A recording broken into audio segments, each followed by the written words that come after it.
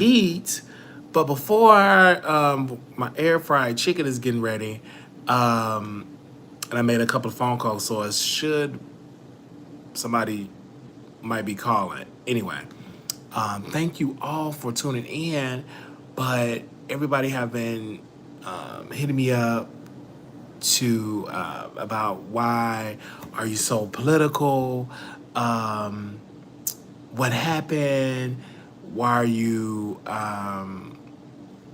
on your show promoting Fox News? And everybody was saying it. But anyway, the reason why I am political is number one, it's election season. Number two, I love talking about politics. We're doing a different route because usually I'll be saying vote Democrat, but clearly that's not working for America. So I'm a Republican, and I've been voting against my interests, I think, for a long time, right? Voting for a Democrat over and over and over because I was faithful to the Democratic Party. And then when I noticed, I'm like, man, am I gonna keep voting Democrat? For what reason? It's not bringing economic growth.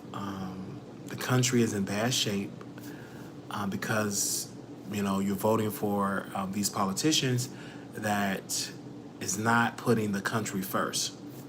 So I went all in voting for Republican now. So this will be my first time really voting for Trump for president. I voted for him back in, I believe, in 2016 during the primary, but this would be like the first time I would cast my ballot for Trump. And I'm excited about that. I'm also excited about the future of America, especially if Trump wins. I think it would be great. Trump actually asked for Secret Service protection for Mr. Kennedy, and he got it. Secret Service will be protecting Robert F. Kennedy, I believe, Jr. I believe that's an amazing thing for the country. So I'm looking forward to it. I'll be talking more about it tonight. I am excited, man. I'm just so excited. I mean, I get a lot of trolls because it's kind of different getting them political people, saying what they're saying. But I'm not gonna let that stop me. So I know a lot of y'all ain't been getting y'all notifications. Our views have been suppressed, but that's okay. You know what I'm saying? I work, and you know what I'm saying, so I can have fun and to really do what I got to do. And I want y'all to go and check it out.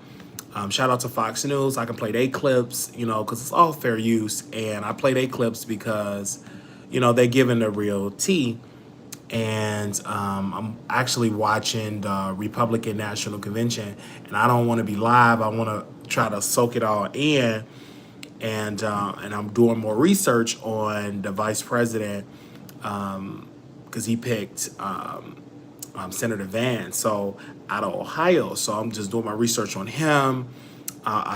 For what I've read, he's a junior senator. So I believe that it will be great for the country, someone that is fresh. And that's what the Republican Party need, fresh blood, fresh ideas. And everybody is hitting him up talking about, well, he criticized Trump. Many other people criticized Trump. I criticized Trump because a lot of us didn't know. We thought we were believing in the boogeyman. We were believing in the fake media narrative about Trump. So I'm not shocked that we had people criticizing Trump because there was a climate.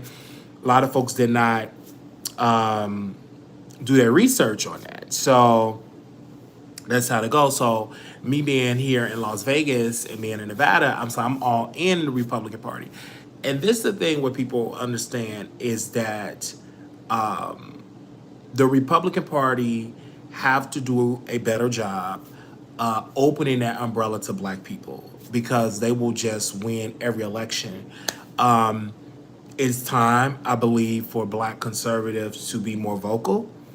It is time for black conservatives to be more vocal on social media. And every black conservative is not rich. every conservative is not rich. Because I've talked to conservatives in Texas, Lyft drivers, Uber drivers, and they all say, hey, man, I wish I had my fair share from the app. They were complaining about grocery bills, the inflation.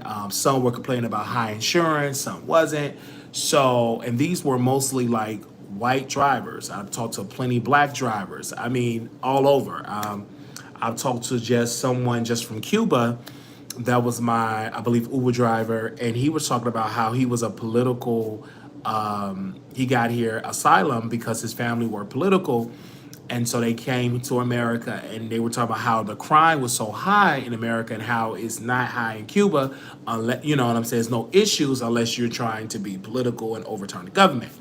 So, you know, just talking with drivers and, you know, going live on my station here, you hear it, you hear the real thing what Americans are going through. This ain't me coming in with HD cameras. You hear the audio. I'm doing my radio show, and you hear so many drivers. Even when I was at West Clucking, and I wasn't even, I was live on, I believe I was live on my radio show, and you just hear like the Republicans in Plano, Texas, they're complaining about the economic status of the country, and about, you know, you had one Republican complain about, you know, she was complaining about the nursing home care. So this is a universal thing. So just seeing Trump in office, back in office, that would be an amazing, because I will be able to advocate for nursing homes. I will continue to advocate for long-term care facilities to make it great.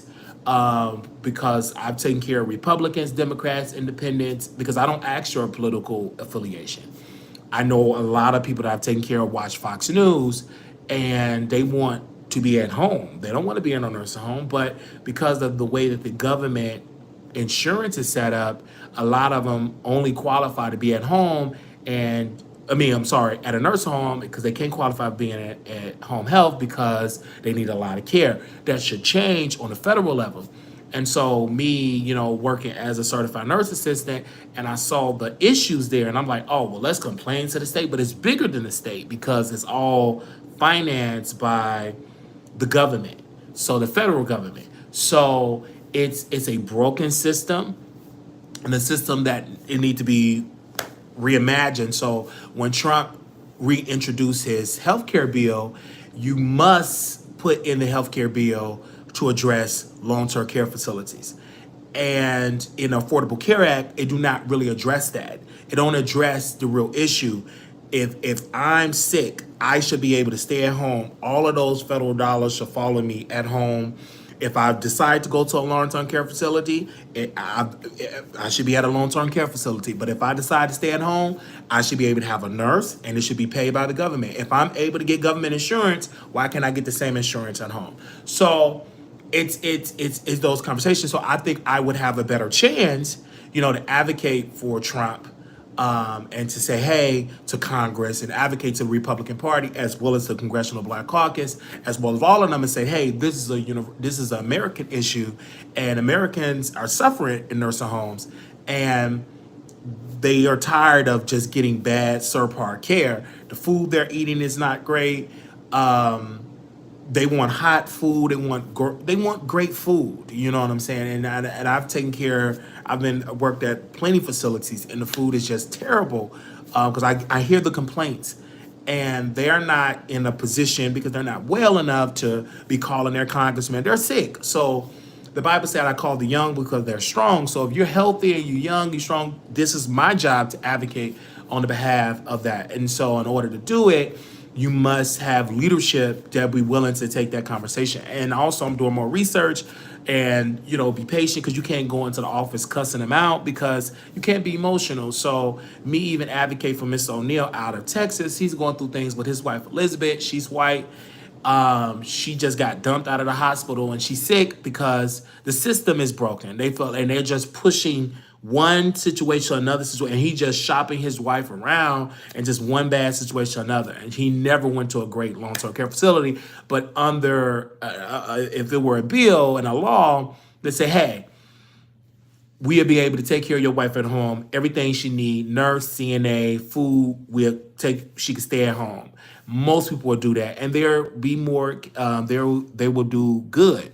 So So I feel like that should be the reason. So I'm really working on that. I'm getting really involved politically. It's been a lot of pushback financially, taking on the Republicans and not, being with the Democrats is like the Democrats have became very strong against me, financing troll farms coming against me financially.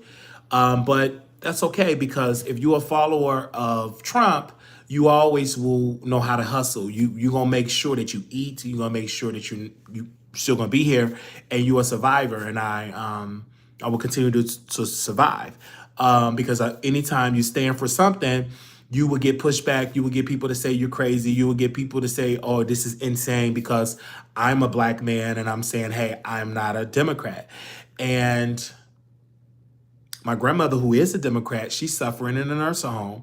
It's, her son, who is a Democrat, Bishop Melvin Cartwright, he's a Democrat, and he dumped my grandmother, who was a Democrat, in a nursing home, and he got power of attorney, a Democratic judge, I guess, gave it to him, a Democratic lawyer gave it to him, and she dumped in a nursing home. She's not getting great care. She lost weight, etc. It should be, and my grandmother have told me this, she would love to be at home. But because of the failed healthcare system and these are nothing but Democrats around her, they decided to put her in Glenwood Nursing Home. And she's suffering right now. So I use my grandmother as an example that there are so many people going through it. So not only do I work with it in my profession, seeing people suffer and they don't want to be there, they're crying, like, oh, I want to go home, I don't want to be here. But this is it. And it's a very emotional job because you see people that is held against their will. Where can they go? They have no home. Their home is gone because they physically can't take care of themselves. And the healthcare system is set up for you to suffer at a nursing home. And it shouldn't be. And most people will be great. My grandmother, she lost life when it came. She's not the same, It's a very painful situation. It is very, very painful. And that's something that's not being addressed. And all she have now is four walls. That's it, and a television screen.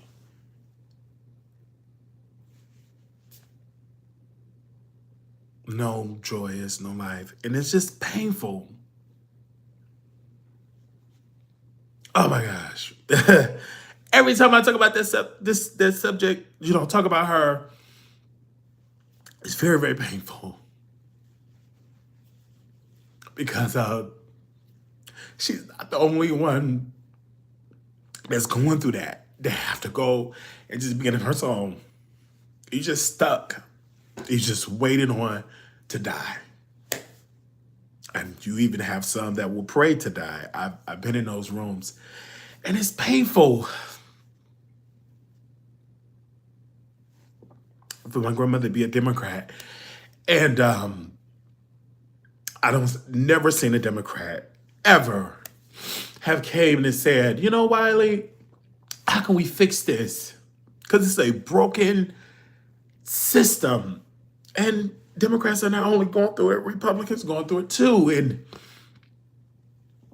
that's an issue that needs to be addressed because it's painful. Because you're working in a broken system. And certified nurse assistants, they do the best they can do. But you're working in a broken system. And it's above us. And I get the most hell because you come in and you try to change the system. Say, this is the way. You have to treat people right. You should allow them to get great food, but you're powerless because you're at the bottom. You're at the bottom. There's nothing you can do. It's heartbreaking. Because my experience when I went, when I was at Texas Health Hospital, and I was looking at the food I was eating. It was the best. And there's people at nurse homes will never eat that. It's just like,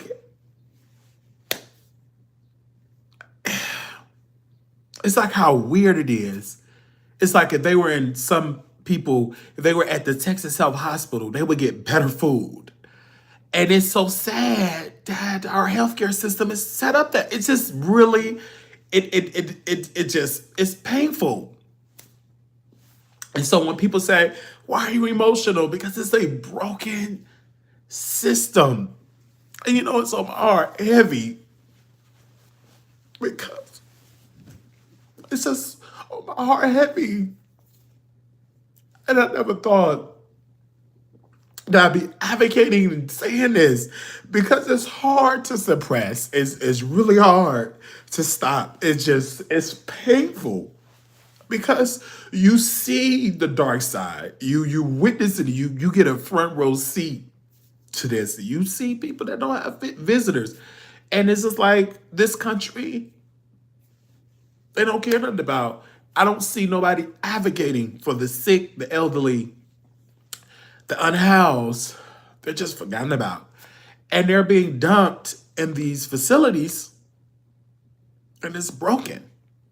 So it's painful. It's a very painful thing, but I love what I do, but it's a very painful, it's a very painful situation. And when I advocate for it, it hurt me. It hurt me financially because you would get people to retaliate.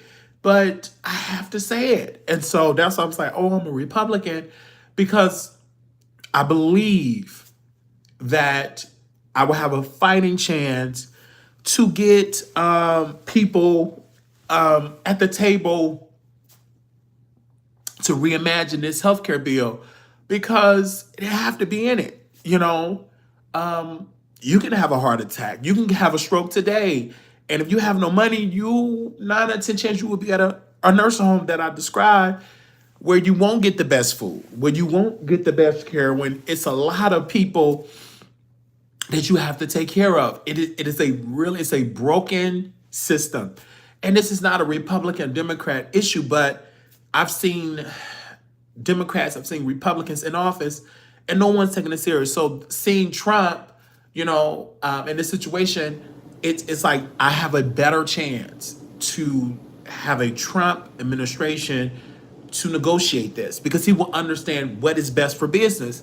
And if you treat your elderly and your sick correctly, then they'll be able to be more productive citizens and be able to be happy and not sad and not pray to die. So that's why I feel that under this new Trump healthcare bill, I feel like that must be a part of the agenda. And I will continue to advocate. I will continue to advocate. I will continue to reach out to Congress people, and I will continue, whether you're Democrat, Republican, otherwise, because there is people in many of these representative districts that have nursing homes, and they're not great nursing homes. And if people would put the camera and ask these people that, you will be shocked at what you are. I'm not shocked and surprised, but it's like a hidden secret, like don't nobody want to talk about it. And I pray that you never have to go to a nursing home. I pray that you never have to go and live there. I pray, every day I thank God that I have the strength to just work and I have to live here, But so shout out. I'm sorry that I'm prescribed, but I get emotional about that. That's a very emotional subject. Sometimes I get too emotional, especially when I'm at the workplace. I'm like, oh, I have to cry it out. But this is like the best time to say something, because this is a political season, and I want to let the politicians know that you must address this issue. And I'm going to do a better job advocating for the residents, because a lot of them are scared. But I get it. I didn't understand it, but once I started, advocating, and I just saw how they come at you hard and retaliate and stop your bag, I was like, oh my gosh. So I could just imagine if you're sick, what they can do. I'm not even going to say what people have told me, because, I'm being watched, and I don't want to say much, and it's a lot of legal stuff I cannot say. But just know it's horror stories among horror stories about people really want to say something, but you have to live there. And so that's why you're not seeing enough people coming out And, shout out to Mr. O'Neill to be advocating for his wife, but, he's by himself and they kicking his ass, the system is, and his wife is suffering, and there's nothing I can do but just advocate. I'd be like, hey, Mr. O'Neill. And he's not going to listen to any of my advice because he's being pulled in like 5 different directions because that's how the system is set up. We're going to drive you crazy.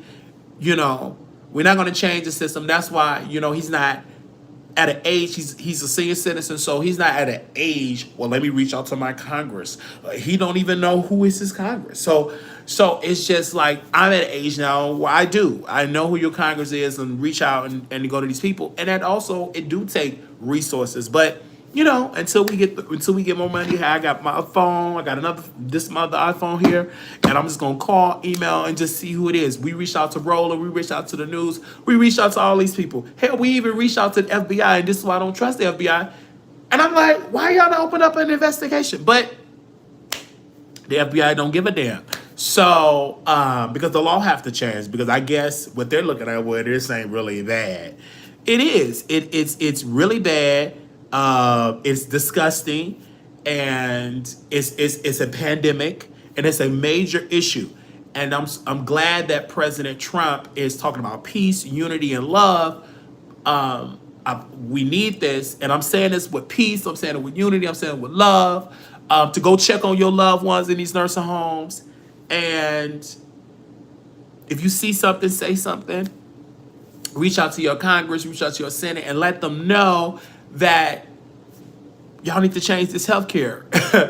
They need to throw out the affordable health care bill and add whatever's in there. I agree that you should be on there until you're 24. I do believe we should not go against people with pre-existing conditions. And I also believe that with Medicare and all of that, those dollars should follow you wherever you want to go. I believe that should be in that bill. And the reason why I say this, again, because I'm speaking like I'm a congressman, is because it incentivizes nursing homes to do better. That you have to really compete for that money. That you really got to have better lunch, better breakfast, better dinner, paying your staff very well. You got to go from being a 2-star, 3-star facility to just a high-class facility because you have to compete for that money. It's just almost like a hotel. If it's a shitty hotel, 9 in 10 chance you won't go to that hotel. But if your insurance policy say, well, you only can go to shitty hotels, but the rest of these hotels is private pay, that's an issue. So I believe that because most of these insurance without Medicare, there will not be no nursing homes. So I'm just being honest. A lot of them won't exist. And majority of the facilities are run is funded by the government. And I believe the government's job have to be able to say, hey, you're going to have to compete with this money. And that's what I believe it should happen. So, wow. Okay. So thank you all for tuning in. So that's why I'm political, because this is not going to change me talking about Cardi, Nicki, Beyonce, which is great. I still talk about them. I still post about them on Instagram, but that's not going to change the condition of the nursing home unless Cardi B herself say, all these nursing homes, y'all need to be doing something about the nursing homes, and not just say something, but really put money behind advocates and agencies that really want to see the system change for the better. But it ain't going to change if I'm not a part of the solution, and I'm a part of the solution, and the solutions are that Congress must act and the president must act. And I don't have chances with President Biden because he's showing, honestly, signs of dementia. He's forgetful. He's not in a sober mindset, competent mindset that he can handle this issue. He don't even know the difference between his vice president and President Trump. So if you don't know the difference between Kamala Harris, a black woman, versus a white man, that's an issue there. How can we talk? I'm advocating for him because I think it's classic elder abuse of what his staff and Kamala Harris is doing. I believe that's classic elder abuse.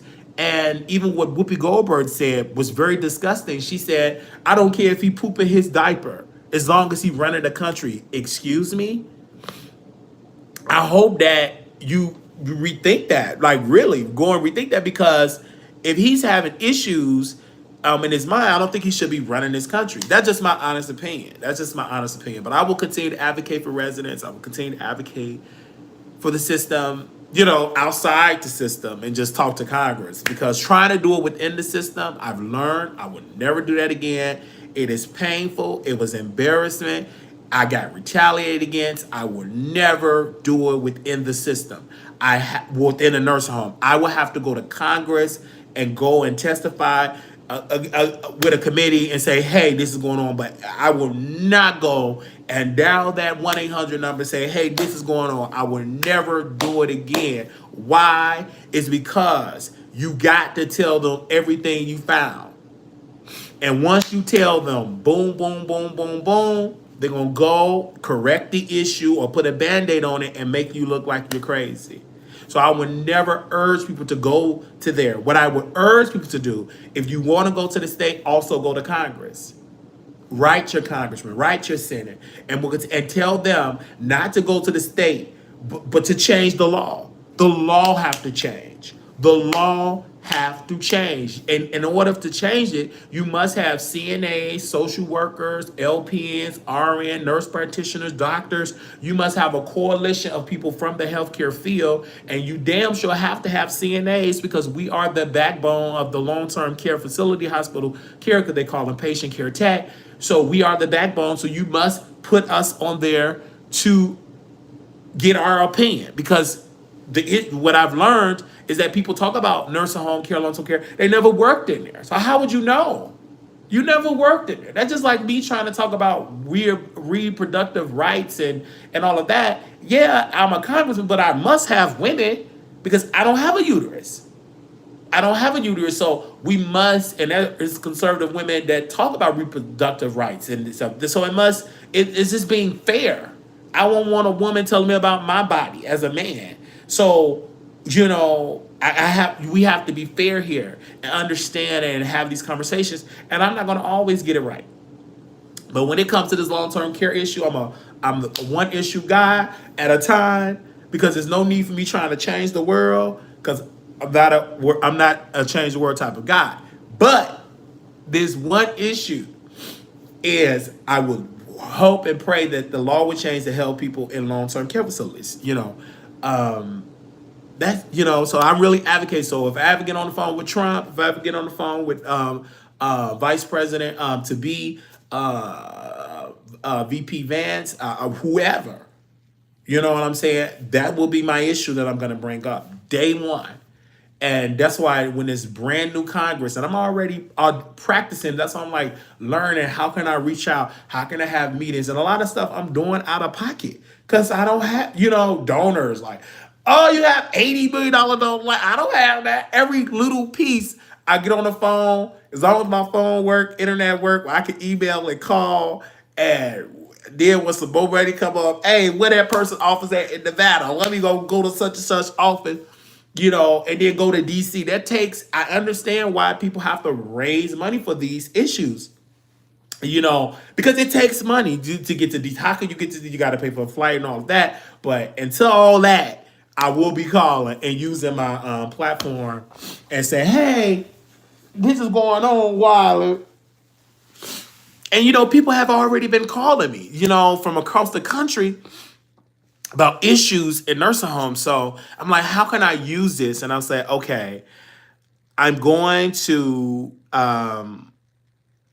use their story and advocate for them. And so I use this. So even though I broke down in tears, but when I'm on the phone with Congress, I can't be on the, ooh, this is going on. Like, no, I'll be on there very professional. I even advocated for daycares, for parents, getting daycare cookers. So I always advocate for something. And I get on the phone with Congress, and what I'm going to do to show y'all how I operate, I'm going to be live on my radio show, and you're going to see how I get on the phone sometime. I'm not going to do it all the time, but just to show you an example of how to do it. Where's my notebook? I don't know. And I just write down their name and just get the calling. Get the call and let them know, hey. And then you got to take it a step further, go on to the state capitol and go on to Congress. Because you must, it's all from the bottom up, but it's the consistency. But I will urge people, whoever your Congress person, your representative, your senator are, please reach out to them and say, y'all need to change the law and make nursing homes better. And once Trump is elected, then when he's sworn in, day one, you don't wait. Because this is the issue. Well, let's give him 3 months. For what? It's the issue for decades ago. Day one. I said the same thing about Mayor Johnson. Wiley, just give him 6 more months. What? He ain't giving the migrants, he giving them checks today. So don't wait. When a person get in power, don't wait for your grievances. Give it to them today and keep going, because there's one process that we all focus on now is vote for Trump on November 5th. That's the priority. That's the priority, is to vote to make sure he's elected. Now, the next process is make sure he do what he campaigned to do, and to make sure that we as the voters, as Americans, make sure Congress do their job. Because when I'm grading Congress right now, and I'm giving them an F when it comes to nursing home care, I'm giving them an F. And that's what having Trump, if you go through the protocol, you can get to him. You know what I'm saying? Because he's a businessman. So he will see, well, this will be good for business. This will help the economy. This will help make him look great, to go down in history, to really change the way reimagining healthcare. It will even be greater than the Affordable Care Act. That's the issue. And so he have a very solid chance, because I know Republicans, they're saying, throw away the Affordable Care Act, throw it in the garbage, erase it. Because I've thought, and I agree with them, because when it was passed, I'm thinking when I get on the phone with the Affordable Care Act people, it was going to be like $4 a month. Because when you say Affordable Care Act, I'm thinking Obamacare, I think it's like $10 a month. And I've never got none of that said $10 a month. So I'm like, the numbers that they were giving me wasn't affordable. So I'm just being honest. I'm like, now wait, I thought you said the Affordable Care Act, meaning keyword affordable. So I'm thinking it was going to be like $10 a month. Anyway, I'm just being honest. But so yes, I do believe that they need to change the Affordable Care Act. And, call it the Trump Care Act. I don't care what you call it.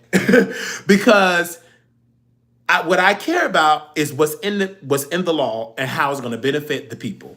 I don't give a damn what you call it. But I do know there's American citizens that want change for that, and I will never forget it. Affordable care, the Obamacare is expensive. I was paying $40 a month. And my thing is, like, what is it doing? Do it cover everything? It just made a lot of doctors close their acceptance of new patients and retire, and many retire early. So it's like some issues there. And that's why I'm like, now that we having these conversations, those rates were extremely high, because it was high for me. I'm like, the premiums, they were telling me maybe I didn't know how to shop around. And people were saying, well, it depends on your state. And I'm like,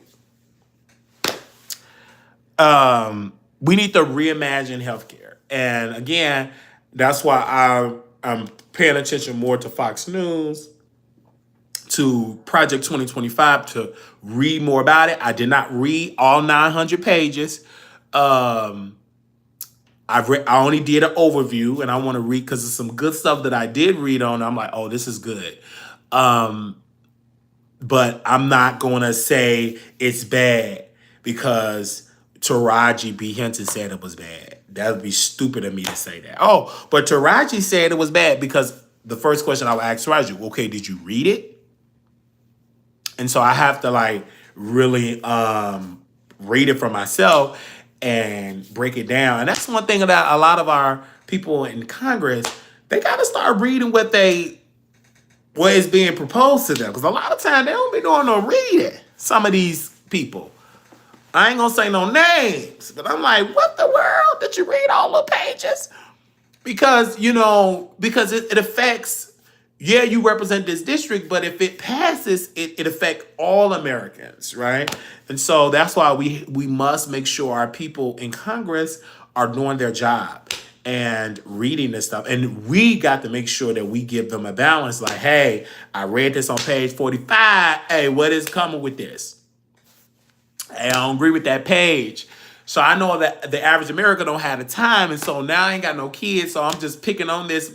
But I like it. I love it. I love advocating for people because that's what I do every single day. You know, making sure they're getting taken care of greatly. And I never thought I would get into the political realm of stuff. Never thought it, but I've always been political. Like my mom, grandmother, she was like, we need, I think my brother had got, no, my brother did get hit. And I was like, man, we need speed humps on this block.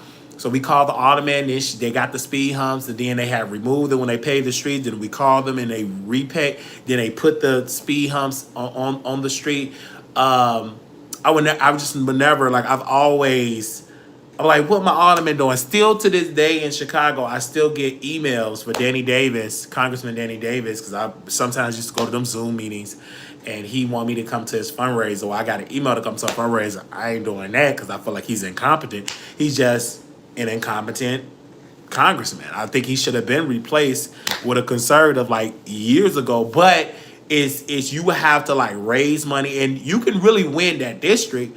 Is that you have to have the Republican, the RNC, and correct me if I'm wrong, the state, the Illinois Republican Party, they're going to have to put funding in that district because a lot of them blue districts they can turn because Danny Davis don't do a damn thing.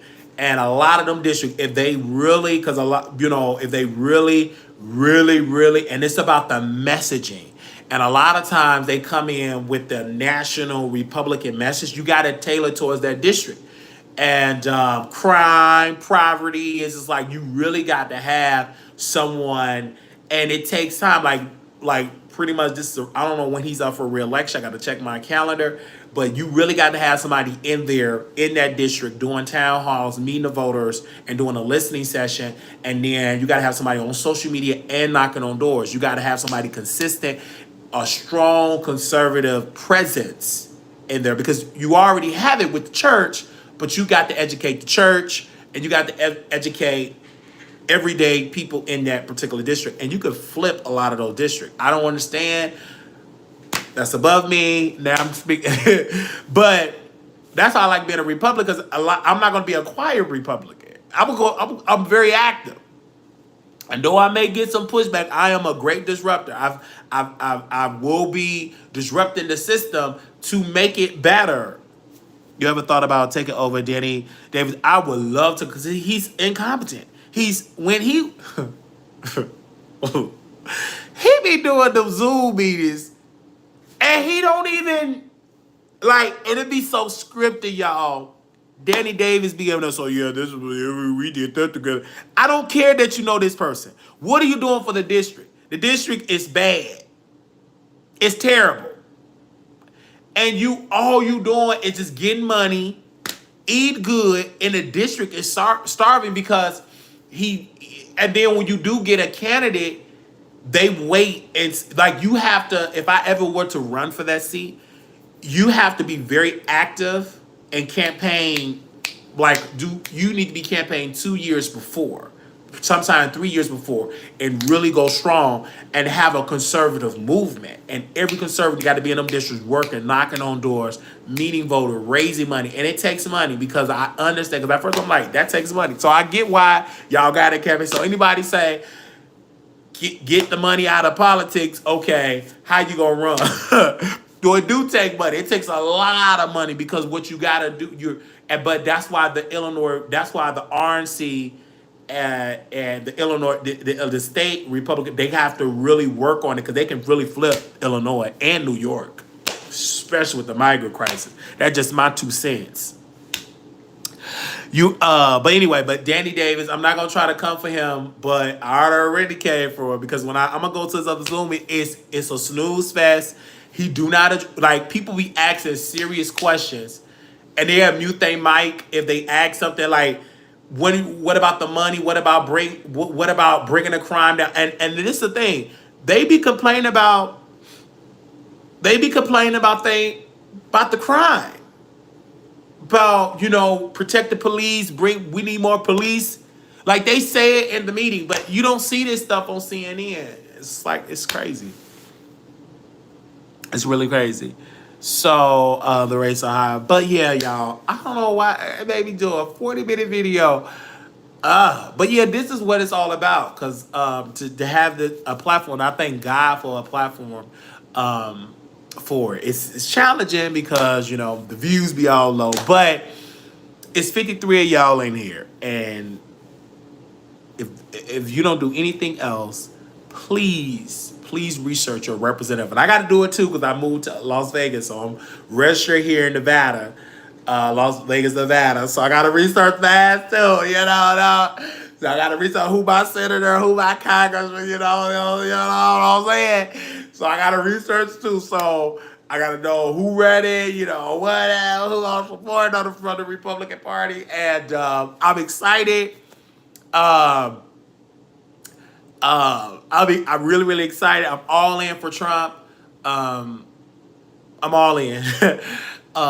This is not me being a grifter. I did read that book about the grifter. And so I'm not a grifter.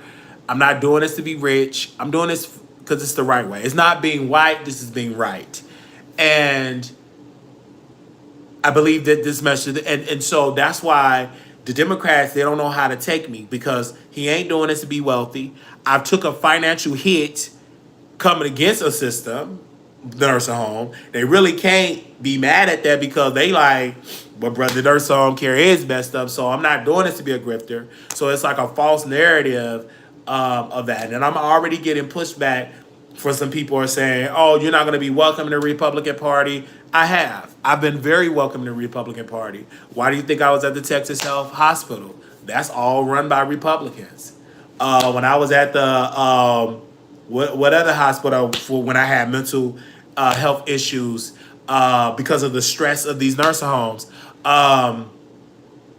what you see every day, Republicans, when we had the mental breakdown in the library, why didn't the police take me out? Because he was trained. He knew I had a mental health crisis. I need to be tased because I'm a big man. I was tased and I was able to get the help. And we never had another breakdown like that ever again. Why? Because we understand our triggers and everything of there. That's why I preach, working out, drinking plenty of water, having faith in God. And don't go into a system and try to take on too much. Like, no, it's nothing wrong with crying and getting emotional because it's an emotional subject because my grandmother going through it. But what I used to do, I used to try to take all of it and just take it all out. You can't; it will break you. But you have to. It's okay to cry, but you can't let it overtaking you. You got to do it. So when I'm at the workplace, you got to just do what you can, do your job. No, you can't overdo it. You can't act like you run the place because you don't. You're not the owner. You know what I'm saying? And you just do what you do, and continue to advocate. Go to Congress and say, hey, change the law. It's you know what I'm saying? Because I worked in Illinois, I worked in Texas, now I'm here in Nevada, and you see the same issue because it's a federal issue. It's not a state issue, it's a federal issue because you get federal dollars.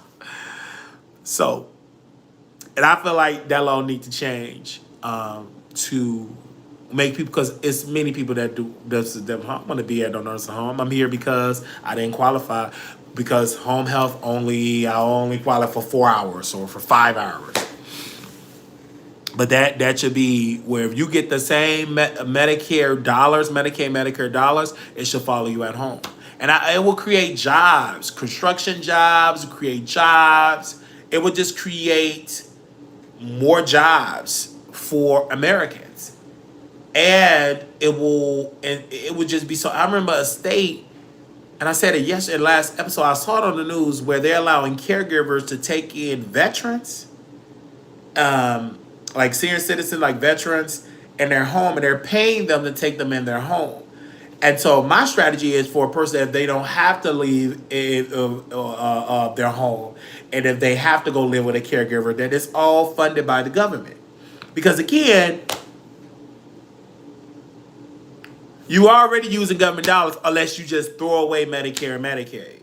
And if you throw it away, okay, whoever believe in that, where these people go? Because there will not be a nursing home without Medicare and Medicaid. We just gonna throw that in the garden. Okay, well, all these sick and old people gonna go.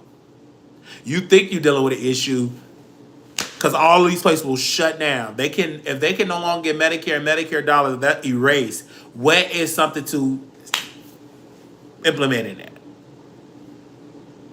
that? So that's why I don't believe in all of this fake news narrative that he want to take away Medicaid and Medicare. I'm like, I never heard Trump say that. I never read that in a plan. I never read that in a healthcare plan. I never read no Congress ever proposed that I've read, keyword that I've read. And if you see anything, you can email me of that. And best believe, I'll be like, hey, White House, President Trump, can you explain to me what, because maybe he said he'd take it away and put something better in there. So that's what I'm saying. That's why it's important to ask Trump a question then versus with the narrative, because with the Democrats, what they do very well, they will misquote President Trump and they will have you jumping off a cliff. And it's always a false narrative. That's why, it's very important to ask and do your own research. And for me, I will read Project 2025. And like I said, it's like 1,000 pages. I haven't read it all. No, you Democrats, y'all love Project 2025. Project 2025. I've read some things in there. I think it was great. It was some awesome things I read in there. Okay? I haven't read nothing lately from Project 2025 that I disagree with. So, I got to make sure I'm reading the right Project 2025 because I might be reading the wrong Project 2025 because I want to read the one that the Democrats read, the one that they say is all this fear. Like, I'm like, what project they read? What project they read? But they probably following Democrats. They didn't read nothing. They just going with all that. Because it's like Democrats first. He's racist. He's Hitler. Oh, President 2025. All because of democracy. But then when he got elected, democracy was thriving. Because if he was a threat to democracy, and when President Trump became the president in 2016, why wasn't democracy just destroyed when Trump was elected? So it's just like these Democrats, they go with these lies. And this is I don't know why when I start talking about politics, the New Yorker, they had on their cover page nothing but Trump, and a picture of Trump. I said, that's disrespectful to the Supreme Court to say they look like Trump. No. What they're doing is, and this is what gets me with people on the Democratic side. Every president, if it's a vacancy in the courts, they have a right to fill in that vacancy. Even if you research the history of the Supreme Court, you don't even need 9 justices. If you look at the history, they had different numbers. The president, any president, Democrat or Republican, could expand the court. Now, if Trump say, hey, I want to expand it with 10 more conservative, legally he can do so.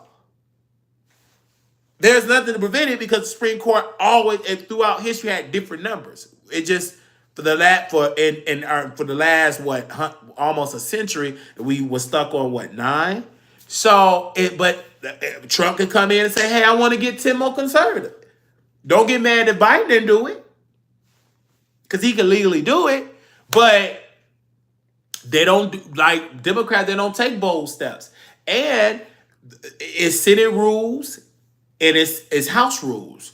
But it's not laws. Those are just House rules and Senate rules. And the Democrats be trying to, quote unquote, keep all the rules and blah, blah, blah, blah, blah. And Republicans like, F the rules. We going to do this to pass it through. They have every right to do so. Whoever is in control, whoever got the House keys, get to make the House rules. Simple. That's how I look at politics. I look at it from a simple-minded mindset. I don't try to think of it so being so complex because it's not.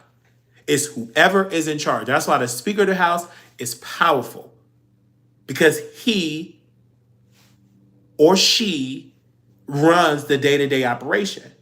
But they have no power if they're against the person in power and they're in the same party.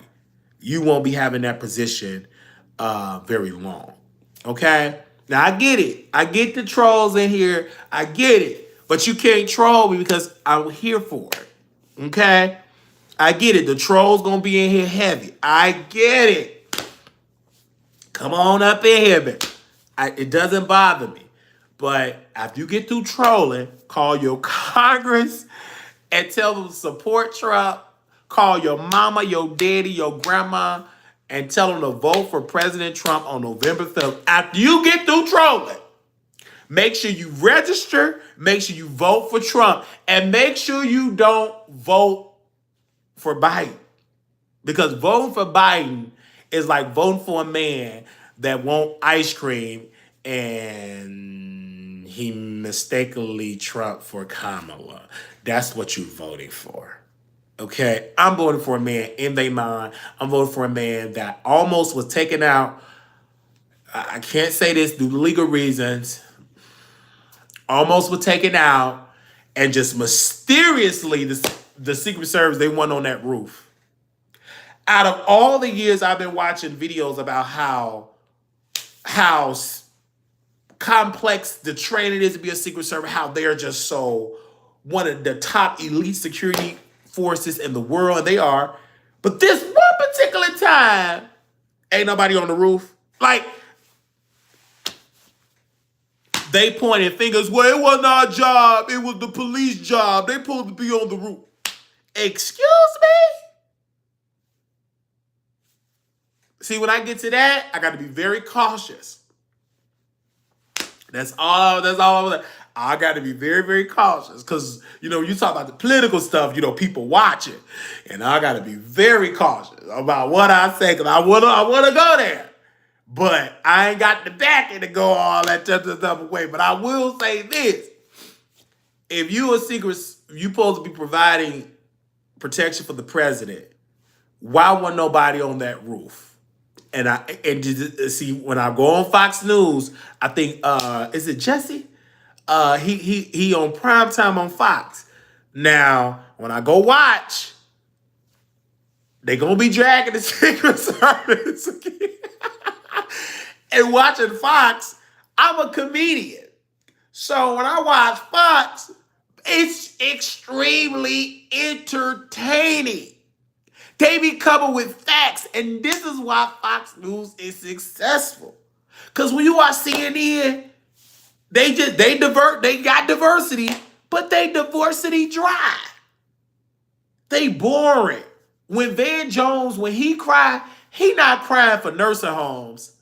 He crying because I'm so glad Biden won, and I looked at my two little black boys, and I said Biden is the president. That's when he cried. He's not crying for his grandma being in the nursing home, bad treatment because she can't afford to be at her home. He cried. I'm so glad Trump didn't win and Biden won. And I looked at my two boys like, Van Jones, have several seats, sir. And this is why I cannot wait. And I know God is going to hear my cry that I'm going to be on television where I will be able to advocate because I have all of this fire inside of me, and it's greater than YouTube. Even though I use YouTube, but it's greater than YouTube because even people around me, they falling back because they falling back because they not used to it. You're right, because my spirit is on a different vibration. Like, God got me on a different journey. He want me to be with Trump. Like, this is God ordained me to do this. And I support Trump and when I say, the Democrats get mad, but I'm a Christian. I'm a stumped down Christian. And it's some things that I have to change in my life to even be a greater Christian. Amen. So, thank God, and I pray that God take me to the next level. But until then, I'm going to continue to be a servant in healthcare, to be of service, and to be a service of Trump. Whatever he required me to do, and one thing he required me to do is to continue to get his message out, and I will continue to get it out. This man is talented, and he's looking at the cellular TV phone at the same time. Lord have mercy. See, y'all. Okay, let me put my glasses on. Child. They is just dragging me in the chat. These Democrats is dragging me in the chat. But I love y'all so dear. Let me see if I put my glasses on. Would that help y'all? Because, child, Lord have mercy, Jesus. Okay, is that better? Is that better? Let me stretch my eyeball. Is that better? God, they be just dragging the eye. Maybe when I get on TV, I'm gonna be able to put on my shades, okay? Is that better? Would you receive the message better? Okay. Cause y'all be talking about, let me just put on my glasses. I got on my glasses. Is that better? Cause good God, I be up and having these tears be passionate.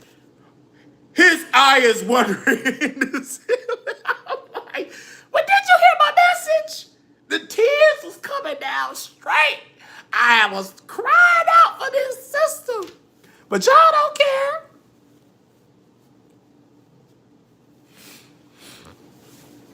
And see, that's all I see when you get on television, their hair producer, oh, he about to cry. You know, if you know, they kind of know he's a crier. We're gonna make sure the producer, like, but when you low budget, baby, you gotta have a towel wherever you can wipe your nose with. But when you get on television, oh fuck, you gotta worry about it. Don't worry, sir. We know you'll cry. But I ain't gonna be crying every time. But it's a time to cry, because in the Bible it said so. But there's going to be a season where I'm not going to be crying. Hey! Because I'm crying for a reason. Because in Psalms 40:1, he said, I waited patiently unto the Lord, and he inclined unto me, and he heard my cry. My blessing is going to come. I'm close to my blessing, where I will be able to help and use my influence for good. Unifying chief doubt over Biden's shift after recent Trump attacks. Who was that lady with that wig on? Is that the press secretary? Lord have mercy. She's a DEI pick. I can't wait till Trump get somebody to do the press that's qualified. They got that woman on there because she a lesbian, because she said she was a lesbian and she wear a wig. We got to have her. And then when she be talking, yeah, this is going on, and, you know, Trump, and Trump is not, he's against democracy. What? This man just got shot. And she's still talking about he's a threat against democracy. The man, President Trump, had blood oozing from his face. He do a whole fist bump. Where's my shoe? Give me my shoe. Let me put his shoe on. And they still talking about he's a threat to democracy. Excuse me? Who was a threat to democracy was the dude that was shot at Trump. And it was people that lost their life. Let's keep it real. Stop it. Stop talking about a threat to democracy if you're not going to say the man that tried to take out Trump.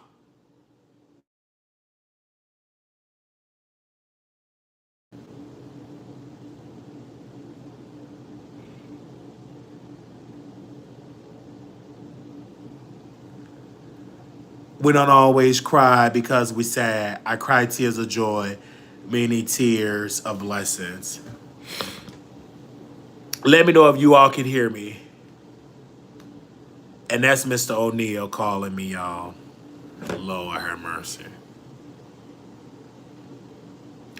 And it's just like, what more can I do?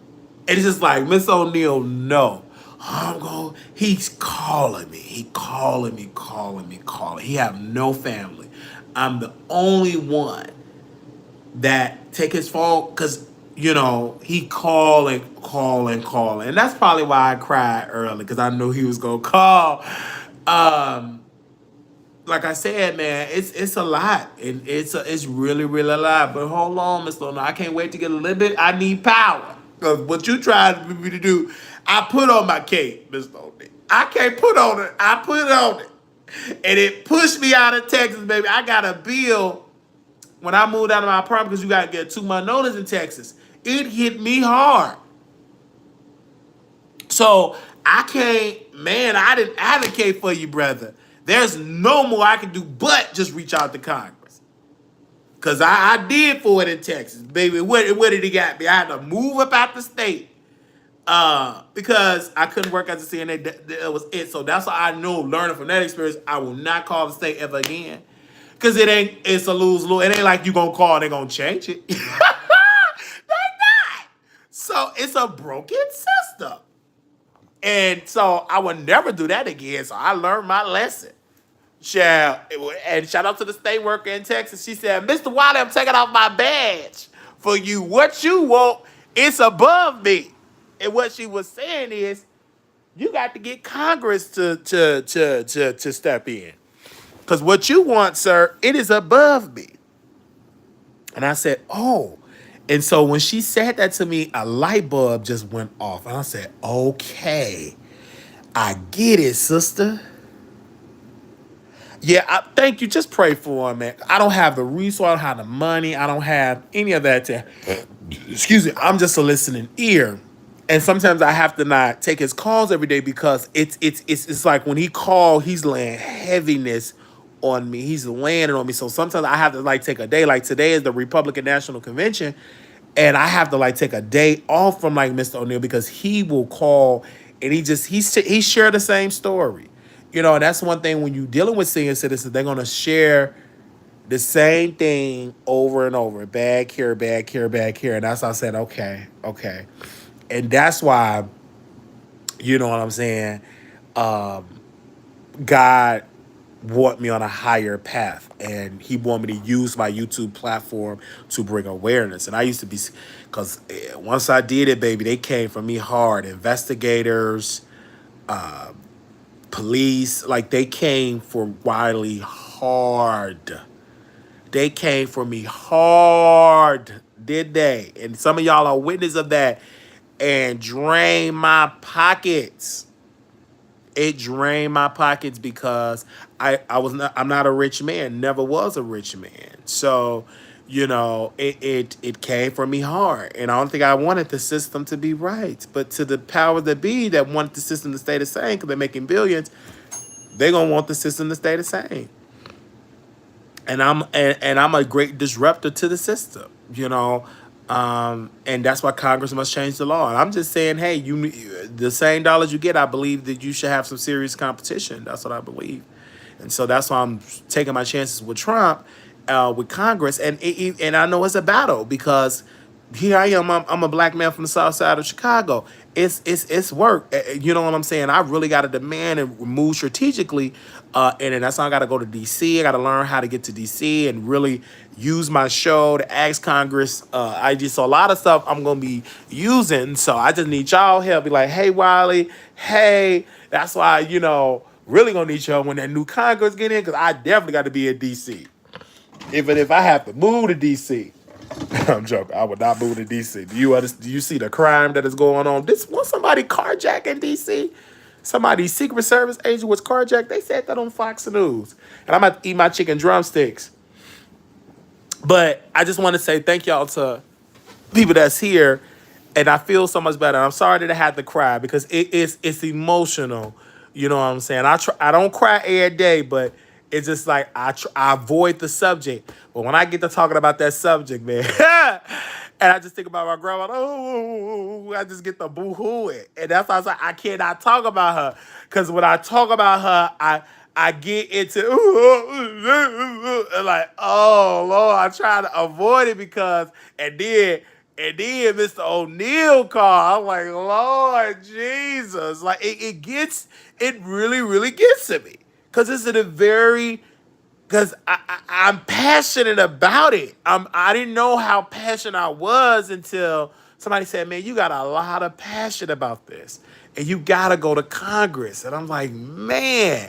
And I never even met a Congress person like in their office and having a meeting. But I did have one at a nursing home. I did have one at a nursing home. Baby, my talking points was on point. Boom, boom. I was in my phone reading them talking points about my grievances, and I felt good because I was like, I was getting the system together. But soon when I stepped out that office, they did a massive attack, and and word must have traveled how smart I am. And man, I could get me a black job. And I tried to just get President Trump. Listen, I just tried to get me a black job. No black job. I tried to get me a janitor job. No, it was no, no, no, no, no. I couldn't get nothing. For the first time in my life in Texas, I couldn't get no job. Only thing I was doing just wanted to do right. And I said, you know what? God had it meant for me to be in Las Vegas. And this time, he don't want me to do all that stuff because you already did it. Now, what the lady told me in the state of Texas, what you want to see change is above the state.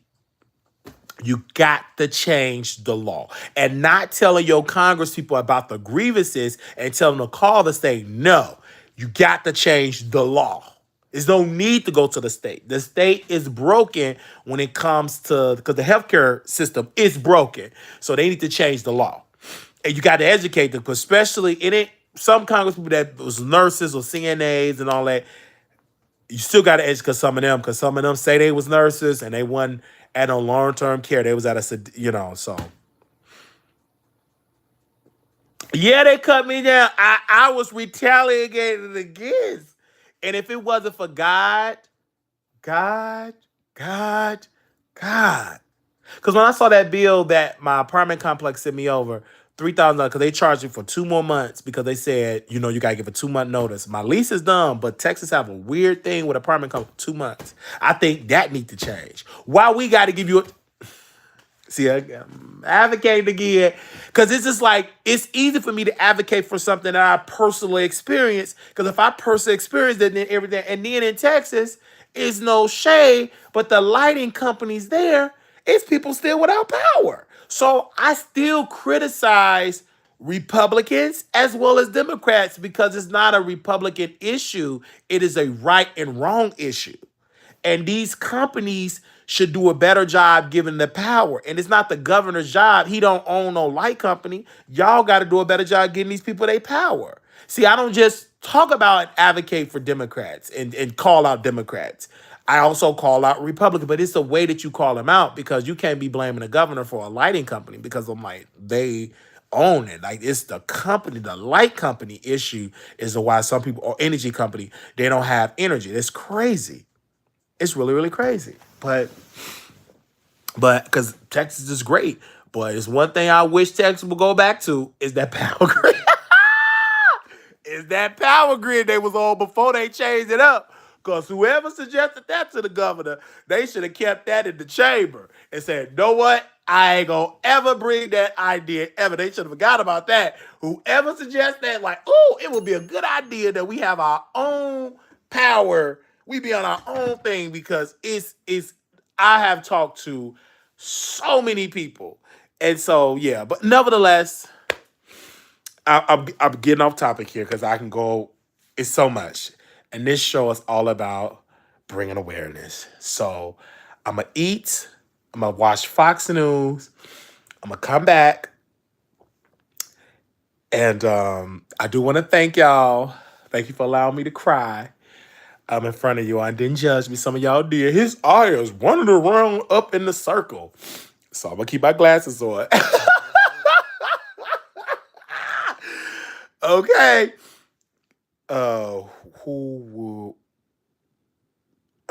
What? Look at these trolls coming in here. These political trolls. They be trying to get me to say stuff. Political troll, the Wiley Show, you should be working for Trump campaign. Wiley, why are you not working with the Trump campaign? I would love to be a vice president one day. I would love to be a president one day. But not at this, I would love to, like, of my own company, like really grow some money and do president, whatever. As long as it just check, I don't care who is the president. Because that's why I'm taking my chances with Trump because he's a businessman. It can't be with no Democrat. Now, I do care if a Democrat get in there because they don't know what they're doing. But if I win with this issue, then that's one less issue that this country have to deal with is bad nursing homes because I'm passionate. And that's all tying in with the healthcare bill. So I'm passionate. I'm going to, so y'all let me know which groups I need to be joining in the Republican Party. I'm young, so don't be trying to put me with you can put me whatever. I don't want to just be with the black conservative. I want to be with people that want to do right. That's it. I want to be with the right people. It doesn't. I'm not talking about white. I'm talking about right. He want to be with the right people. I'm not talking about being white. I'm talking about being right. Let me go and eat. I miss the old Republican Party. I don't know what you mean by you miss the old Republican Party. What is that? You said you miss old people in the Republican Party? Because what do you mean that you miss the old Republican Party? I'm with the right folks. Oh, I felt so good. Man.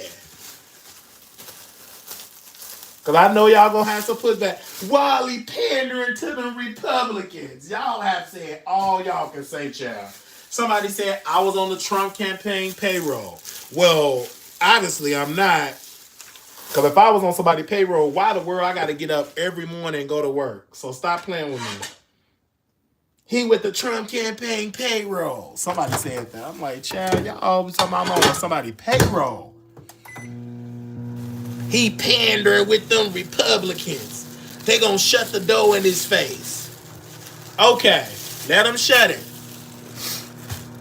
But I'm sure gonna go to the right folks. I love you. Okay, y'all, I gotta go. Let me go eat. I'll be right back.